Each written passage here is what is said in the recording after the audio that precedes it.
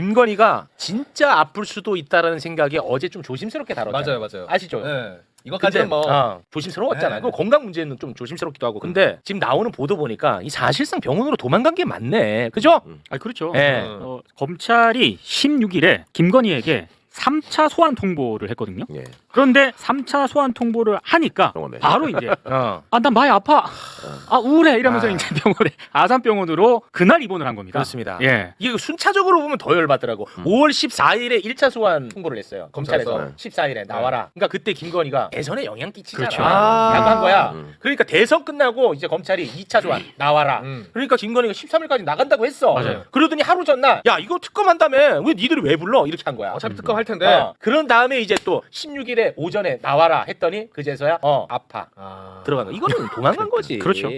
뻔한 거죠. 아파서 가가지고도 지금 나오는 얘기가 처음부터 정신과 진료를 위해서 간 게 아니라는 거 아니에요? 처음에는 호흡기 쪽이었죠. 네. 뭐 소화기, 호흡기 뭐 이런 데 갔다며. 예, 처음에는 호흡기 쪽. 그러니까 거기서 아무리 봐도 이거는 입원 사유가 안 나오니까 지금 돌다 저기 간 거 아니냐 이런 얘기가 또 나오던데. 아니 근데 김건희 삶의 역사를 보잖아요. 자신의 죄를 덮는 역사로 보여요, 저는. 그렇죠. 그렇지 않나요? 예, 삶 자체가. 그 삶 자체가 본인 죄 덮는 역사야. 보면은. 맞아. 그러다가 어떻게 검사를 만나가지고 이제 결혼하면서 주가 조작 한번 덮어보니까 덮여. 그런 식으로 살아온 역사 아닙니까? 그렇죠. 뭔가 하나 저질러. 그리고 네. 이제 그거를 덮어. 아니면 그거를 변조해. 음. 그리고 거기에 대해서 시비 붙는 사람을 이제 검사랑 사귀면서 집어넣어. 뭐 이런 식으로 살았던 거죠. 그렇습니다. 그래서. 근데 좀 가만히 이번에 보면서 재미있다고 생각을 하는 게 이재명 대통령이 그 민주당 대표 시절 때 네. 테러 당했잖아요. 네. 네네네. 그때 언론 보도들을 제가 한번 쭉 봤거든요. 네. 그러니까 뭐 헬기 특혜, 아, 그렇죠. 지역 의료를 뭐 비하했다. 네. 이 기사가 아직도 검색을 해보면 어마어마하게 나옵니다. 테러를 당한 야당 정치인인데 테러가 아니라 죽을 뻔했지. 그렇죠. 근데 그걸 가지고 특혜 논란을 네. 엄청나게 심지어 제기했거든요. 이번 대선 기간에 또 나왔습니다. 또 나왔어요. 네. 심지어 토론에서 별로 다치지도 않았다 이런 식으로 예. 올리고. 아니, 또 나왔어요 이번에도. 근데 김건희 같은 경우에는 이번에 정말 말도 안 되게 어떻게 아산병원을 저렇게 바로 입원을 할 수 있나. 그러니까 정말로 이거야말로 특혜 의혹을 제기할 만한데 와 그러네. 기가 막히게 특혜 없죠. 의혹을 제기하는 언론이 없어요. 없어. 매불쇼 하나야. 그러네. 네. 매불쇼 하나고 한두 군데 있긴 하더라고. 한두 군데 정도. 아니 그 정도가 아니야. 저기 김혜경 여사한테 꼭 여사를 호칭을 붙여야 되냐 맞아요. 이런 식으로 또 하더니 맞아요. 김건희는 다 여사야. 지금도. 네. 무조건.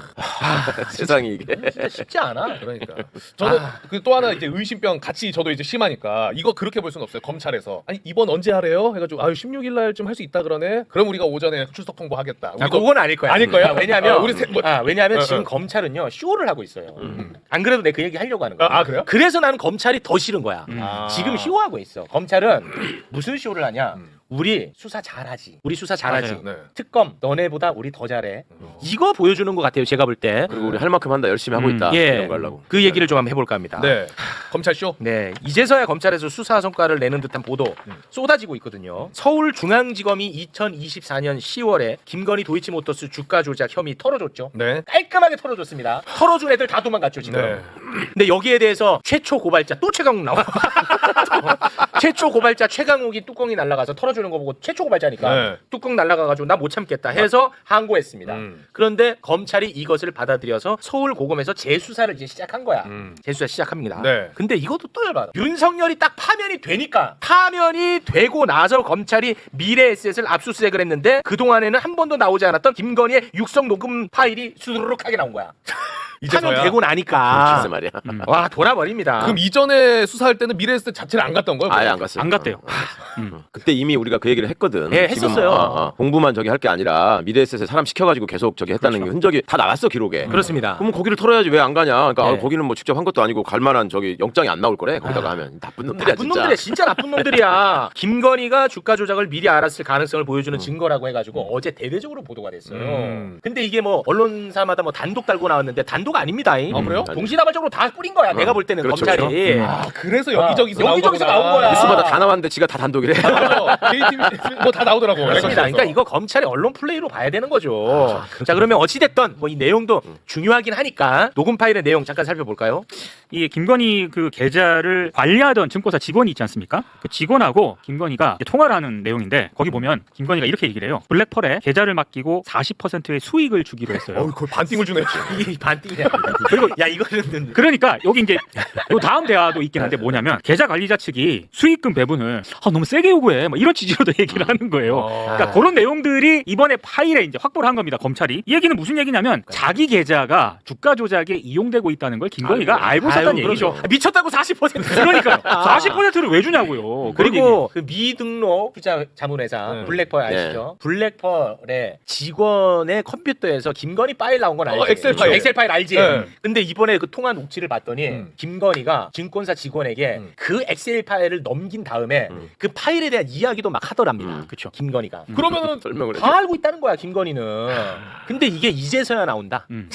그리고 그 미래에서 직원도 가서 진술했다는 거 아니에요. 내가 보니까 거기 다 가담해서 함께하는 것 같더라. 예, 맞습니다. 이렇게 얘기 다 했다는 거잖아. 네. 그러니까 손바닥으로 하늘을 가리려고 해도 앵간해야지. 저게 다행히 지금 그 전에 제도를 바꿔놔가지고 주식 매수하는 과정에서 증권사 직원하고 얘기하는 게 자동 녹음이 돼가지고 다 저장이 되기 때문에 그렇습니다. 그거를 지금 따온 건데 네. 그거를 몰라서 안 갔겠냐고요. 아이고. 가서 따오면 큰일 나니까 안 갔지. 그 동안에. 그 미래에서 또 가만히 있었네. 미래에서는 그렇지. 가만히 있고 아. 검찰은 거기는 안 가고 근데 파면 되자마자 거기 가고 가고. 그리고 특검 출범하자마자 언론 플레이 하고 근데 뭐라고 하는지 알아? 검찰이 언론 플레이 한 다음에 뭐래요? 지금 특검 출범하기 직전이잖아. 그렇죠. 근데 이거 우리가 지금 수사 잘하고 있으니까 이거 우리가 기소하겠다는 거예요. 아, 그래요? 특검이 기소하는 게 아니고 지들이 기소하겠대. 이거 도이치 관련해서 어. 그러니까 이게 보도가 좀 자세히 보니까 기소하겠다라고 확실히 얘기하는 게 아니라 특검 이 출범 전에 우리가 이거를 기소를 할 수도 있다 네. 이런 식으로 이제 그렇습니다. 얘기를 했더라고요. 예. 그러니까 이게 약간 제가 봤을 때 여론 떠보면서 간 보는 것 같다는 생각이 그래서 들어요. 나는 이거를 세게 욕을 해야 된다는 맞아요. 거예요. 네. 그래야 얘네들은 못합니다. 맞습니다. 예. 얘네가 만약에 이거 기소하잖아. 그럼 특검은 이 수사는 이제 하지 않고 그렇죠. 공소유지만 합니다. 그렇지. 하지만 이제 다행인 건 뭐냐? 김건희 특검에 김건희 관련한 수사를 막은 검사들 있지. 네. 그거는 수사할 수 있게 되어 있어요. 아, 막은 예, 막은 것들. 이런 거는 가능합니다. 네. 예. 그러니까 먼저 기소를 해버리면 그 수사를 받을 때 명분이 생기는 거예요. 그때 수사했던 자료들을 다 바탕으로 해가지고 기소가 됐으니까 검사가 업무를 약간 놓치는 건 있을지 몰라도 직무를 완전히 유기하고 안 해버린 건 아니지 않냐 뭐 이런 식으로 하려고 네. 그런 논리를 미리 깔아놓는 그게 있는 거예요. 아, 그거야. 기소를 안 한 걸로 끝난 게 아니라 하지 않았냐 이렇게 하려고 그러는 거죠. 실력이 부족한 게 죄냐? 그 논리 때문에 그러는 거예요. 정말 아니 그러면 어찌 됐든 간에 그 최소한 그 지난 2024년 10월에 그 털어줬던 애들 그 3인방 있지 않습니까? 그렇죠. 걔네들은 처벌해야죠. 해야죠, 그 해야죠. 3인방 얼굴 봐야지. 이창수, 조상원, 최재훈이 이창수, 조상원이는 지금 나가 있고 예. 최재훈이는 아직 남아 있죠. 네. 맞죠, 얘네들? 네, 맞습니다. 얘네들은 처벌 받아야 돼. 얘네들은 김건희 특검에서 수사할 수 있습니다. 있습니다. 그렇죠. 예. 야, 적어도 뭐 이창수도 원래 올라올 감이 아닌데 전주지검에서 윤석열이 그렇죠. 올려보내가지고 좋다. 아까 군인이랑 비슷한 거네 또. 아, 수사나. 다 똑같은 거야. 보람된다, 보람돼. 와, 속속들이 기억나네. 수사나 보람돼, 보람돼. 아, 보람됐네. 아, 에이, 진짜 나쁜 놈들이네. 와, 야, 미칩니다. 그러니까요. 아, 야, 근데 요 부분을 그렇게 봐야 되네. 예. 아, 언론사도 이런 행간의 의미를 짚어줘야 되는데 그러니까. 언론에서는 막 단독 뭐 대단한 거 나온 것처럼 막 아, 이 검찰의 쇼의 본질을 봐야 돼. 본질을 봐야 돼. 맞아. 야, 근데 나도 못 봤던 부분을 또 짚어주시네. 그러니까요. 나는 이거 우리도 열심히 하지. 음. 특검보단 역시 그래도 검찰이 낫지 음. 하는 걸 보여주기 위한 쇼인 줄 알았는데 자신들이 처벌받지 않을 알리바이를 지금 네, 구성하고 만들어서. 있는 것으로 네. 보인다는 겁니다. 아, 그게 수사가 가능하니까 특검에서. 그렇습니다. 네.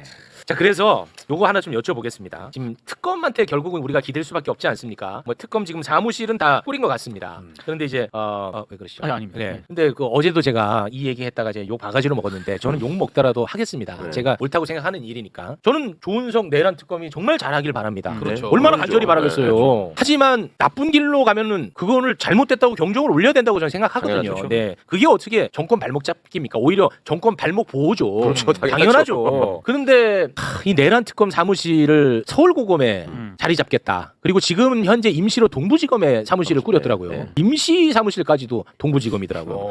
아, 참 이게 저는 워낙 의심병 환자라서 그런지 모르겠습니다. 이거 어떻게 보십니까? 우려가 되는 건 사실이죠. 저도 그 얘기를 듣고 맨 처음에 나온 얘기는 뭐 공수처에 빈 사무실 있는지 알아본다, 서울고검 알아본다 이런 얘기가 나와서 진짜 그렇게 사무실이 없어서 저렇게 알아보나 싶어 다른 특검들한테 물어봤거든. 아, 네. 사무실 그야말로 다 구해야 되잖아요. 다 구했어요, 딴 데는. 그럼 뭐 공실 많이 있더래. 불조동 가까이에. 그래서 난 아니 설마 이제 안 그러겠지. 근데 실제로 거기를 들어간다고 그러길래 도대체 난 이거는 조은석 특검이 반드시 설명을 해주셔야 된다. 설명했으면 좋겠다. 네. 근데 어제도 들어보니까 계속 얘기하는 게 보안 문제예요. 보안. 네. 보안 유지하기가 거기가 용이해서 거기서 한다. 근데 역으로 보면 제가 처음부터 얘기했던 게 특검의 구성원으로 검사와 검찰 수사관이 파견되는데 그 중에 30%는 첩자라고 봐야 된다. 옛날 특검에도 그렇고 그 뒤에 사례도 그렇고 실제로 가가지고 정보 빼내가지고 검찰 저기에다가 그러니까 특검보다 검찰총장이 먼저 보고받아가지고 알고 있는 경우가 허다했거든요. 근데 이거는 심지어 중앙지검 수사팀이나 실무자니까 다 수사 대상이잖아요. 그렇죠. 그게 핵심이에요. 그러니까 고집안으로 들어가면 거기서 아니 특검팀에 있는 사람들이 거기 다니면서 사람들은 서울 고검하고 중앙지검이 멀리 떨어져 있는 줄 알지 앞뒷집이에요 바로. 그렇죠. 앞뒷집에 있다고. 그러면 대검은 바로 길 하나 건너 옆에 있고.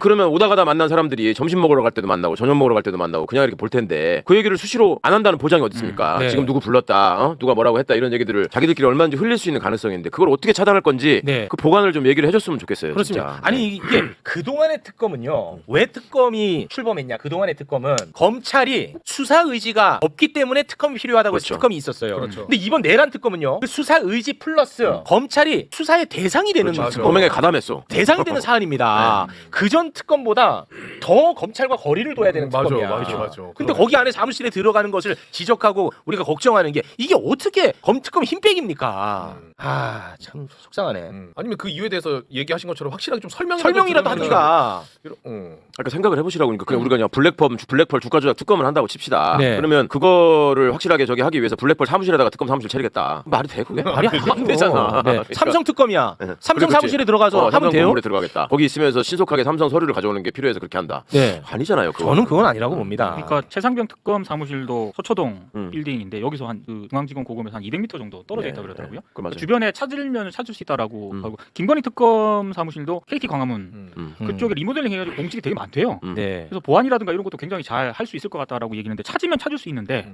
저도 굳이 내란 특검은 상당 부분 이게 검찰이 수사 대상이 될 수밖에 없는데 네. 왜 하려고 할까? 근데 그게 설명이 언론 보도에도 잘 안 나오는 것 같아가지고. 네. 예. 아니 계속 보안 얘기만 한다니까. 보안 얘기. 조은석 예. 특검 자체가 비용과 보안 얘기를 하더라고요. 예, 예. 비용과 보안 얘기. 비용은 예산으로 어차피 그러니까요. 지원하게 해주게 돼 있어서. 네. 자, 그리고 우리가 윤석열이라고 하는 아픈 기억이 있기 때문에 우리가 이거를 더 얘기하는 거 아닙니까? 맞아요. 지난 특검에 윤석열이가 거기 들어갔었잖아. 그러다가 윤석열이라고 하는 괴물이 탄생한 거 아닙니까? 그렇죠. 네. 저는 뭐 좀 앞에 계신데 이런 얘기해서 좀 죄송하지만 저는 최강욱 의원을 향하는 비판 중에 가장 그나마 타당한 비판은 너 민정에 있을 때 윤석열 검증 제대로 안 해? 왜 안 했냐? 난 이게 가능한 비판. 죄송합니다. 아니 그나마 타당한 비판이야 논리적으로. 네. 그 근데 정도는 뭐. 그렇게 비판하는 사람이 또 이번에는 조은석 건드리지 말래. 이게 어떻게 모순적인 의견이 있을 수 있습니까? 세워놓고 죄송합니다. 그냥 내가 싫은 거지 뭐 그걸 부지해서 그래. 죄송합니다. 네, 아무튼 그렇습니다. 네. 네. 그러나 조은석이 보란 듯이 기가 막힌 성과 내줘. 너무 좋지. 대한민국 최고의 특검으로 가지 그러면. 그렇습니다. 네. 아니 그러면 부모가 아들한테 차 조심해라고 하는 게 출근길 힘빼기입니까? 그러다가 사고 안 나면 좋은 일이지. 그렇지. 맞아. 사고 안 났는데 왜 그런 말 했냐고 따지겠어. 아니잖아. 예, 그렇죠. 아, 비유 좋은데요? 이거 좋아요. 아들이 네. 내 등교 흔드는 거야 지금? 나 지금 기분 좋게 가야 되는데. 세상의 모든 운전자를 왜 잠재적 범죄자로 취급하느냐.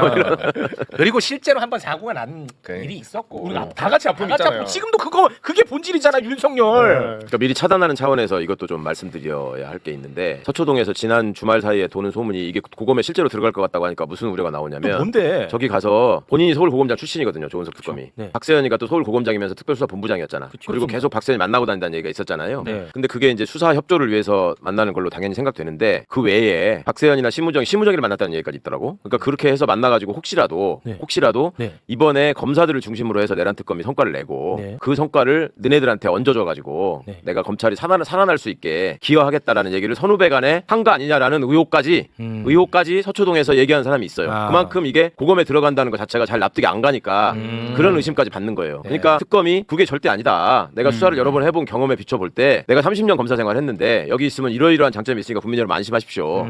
이거를 꼭 얘기해 주길 바랍니다. 고검 내부적인 반응은 어떤지가 좀 개인적으로 궁금한데. 아 고검. 특검이 이제 고검에 들어와서 한다 그러니까 원래 고검에 있는 사람들의 반응은 어떤지가. 그러니까 예를 들면 이런 거지. 이제 수산이가 궁금해하는 거는 이재명 대통령 당선되고 고검 아주 똥 씹다가 조은석이 서울 고검에 사무실 차린다고 했을 때 네.